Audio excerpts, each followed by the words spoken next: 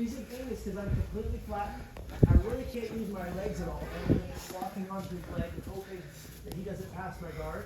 And I don't have my frames in, so it's even worse. All right? If I had my frames in, then there's a possibility that I could shrimp, get my knee back, and recover back into a guard, where I could get some offensive attacks going. But since he has such a tight grip around my head and he has an underhook, then now I'm not able to get onto my side. I'm not able to sweep from this half guard.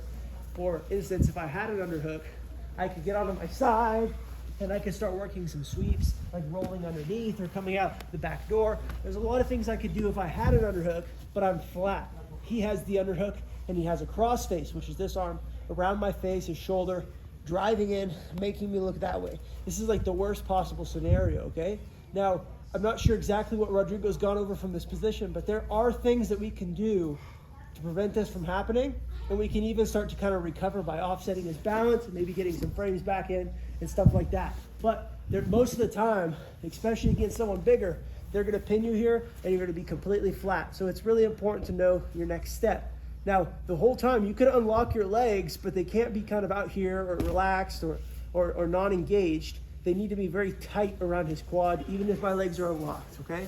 Because at any point in time, if I do relax my legs, he could just take out the side control or mount, and then I'd be pretty much screwed from there, okay? So I need to make sure my knees pinch, in this heel particularly, this one that's wrapped around his leg, the one that goes around his calf, I bring my heel close to my butt, okay? That's gonna ensure that I can trap his foot and I can prevent him from backstepping out. So like try to backstep your leg, Sean. If I was like stuck and I'm attached to his leg, that's what I want to establish. Now, if I had my legs crossed in like a triangle or even just locked like a traditional like ankles cross position, this is still good, but now it becomes harder for me to shrimp. So if you need to unlock your legs, just remember you need to keep your legs nice and tight, okay? Now, I can't get this frame in. If you guys can, I recommend just getting your frame in, using that to shrimp, and get your bottom knee in, okay? But if you can't get that frame in, we need to know what to do. So there's a few things you can try to go for. If your arm's long enough, / their torso short enough, you can grab their pants. But if not, you're gonna have to settle for their belt, okay? So if you do get their belt, this is gonna be a good grip for you to kind of keep this arm away from danger, because if my arm starts getting isolated above my head, even big guys can start to Americana you from here. So what I would recommend, get that arm out of danger, keep it there for now, okay? As long as he doesn't go to side control, my arm is safe. So if he does go to side control, I'll need to change some things up, but for right now, just grab the belt, okay? This elbow needs to come to the inside and start establishing the frame. So I drop my elbow down, and the outside pushes me. I already start creating some space. In the instance, I could just bring my knee in maybe, right? That's never really the option that's gonna happen, because if I am stuck and unable to get frames in, he's probably driving to be really heavy, and I'm not gonna be able to just get my knee in, right? So this is kind of sucks for me. I need to make sure I get my elbow in, and I start framing his hip, and I need to get onto my side as much as possible, okay?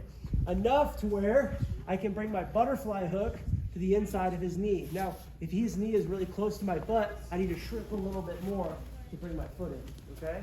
So this is all going to determine if he's putting a lot of pressure on you, you're going to struggle with this even more, so you need to frame harder with this hand on the hip, okay? You can either use your wrist pushing on the hip like this, or you can post on their hip. Just be aware. I actually have a hurt wrist from this right now, but if you put your fingers on their hip and they drop their weight, they can actually do like an unintentional wrist lock and bend your wrist the opposite way since your elbow's wedged on the floor. It can hurt your hand. So make sure you have it pretty shallow, that if they do kind of switch their hips, your hand can slide off, okay? Just make sure you have a good frame here on their hips, and you get that way you can create enough space to get your butterfly hook in. Now, if you take your foot and you try to put it in where his hip is, you're not gonna have as much enough dexterity. So you need to shrimp enough to where you get your foot, point your foot down and circle it in towards the bottom of his knee, not up by his hip, okay? Circle it down towards the bottom of his knee. It'll be a lot easier to get your hook in, all right? Now from here, this hand that was framing his hip, you can keep pushing and keep making space here until you get a grip on the inside of his pants. Now that you have a grip on the inside of his pants, you're gonna scoot your hips back underneath to where now you have him loaded on top of you for your butterfly hook, right? So now I'm gonna use the belt grip that I have, the pants grip that I have, and the hook in between his legs to load him up to where I can get my butterfly guard, all right?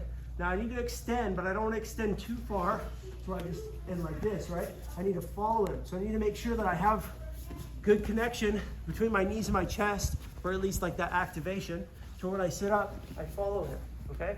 So now I land here in a sit-up butterfly. So now this is where our drill is going to come into play. The drill we just worked, where we rock from side to side. I get an underhook, I get an overhook on this side, because if I didn't grab that arm and I try to sweep him, he'd just post on the mat. So overhook that side, look to this direction, but I want you to notice what my head's doing. My forehead is right in the side of his jaw / ear, okay? If my head's on this side, he can drop his head heavy to that direction, and then now it makes it really hard for me to sweep him to this side. But if my head is pushing into this direction, I can almost just push him over with my head. So now he starts to fall. That's without even me going for my sweep. That's just me pushing with my head. So this is going to really help having your head on the opposite side, pushing him to the side you want him to go to, okay? So now this is where you tuck that foot, you start falling to your side, you start elevating, and you sweep just like you practiced, okay? Now if you turn to your knees and you land on this side of his body, it's completely fine. You just need to knee slice to side control, okay? Sometimes, when you're in your butterfly, you can follow them all the way to the mount, and you land like this, which is ideal, okay? So try both. One sometimes happens, the other occasionally happens, but going to mount will be your best bet, all right? So we're here flat. I can't get my frames in, but I need to stay tight on his leg. I get this grip on his back. If I was able to reach down and get his pants, which I'm not able to, maybe a little bit, but belt is probably my better option here. Start to frame, move his elbow out. If I could just bring my knees in and extend, that's what I'm going for. But he's beating my knee. I can't get my knee to the inside, so that's when I shrimp enough to put my butterfly hook in. Start to frame, push his knee away until I get a pant grip. I could again probably bring my knee in, or I could elevate, extend in my butterfly. Change my grips from now having, instead of the pant and belt, I go belt, tricep, head into his ear, sweep him to the side, go to my knee slice, all right? Or you could follow straight to mount.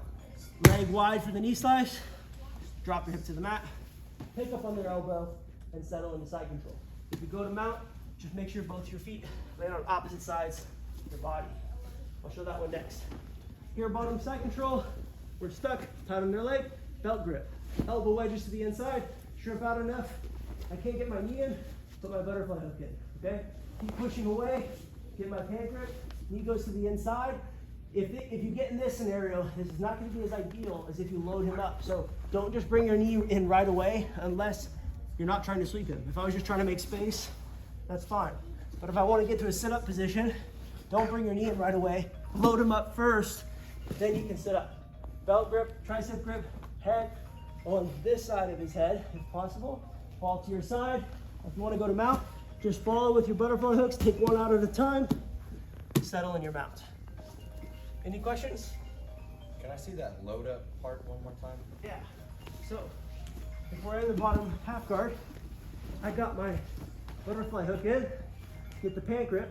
Now I need to scoot my hips underneath him to where now I have him loaded up on my hips.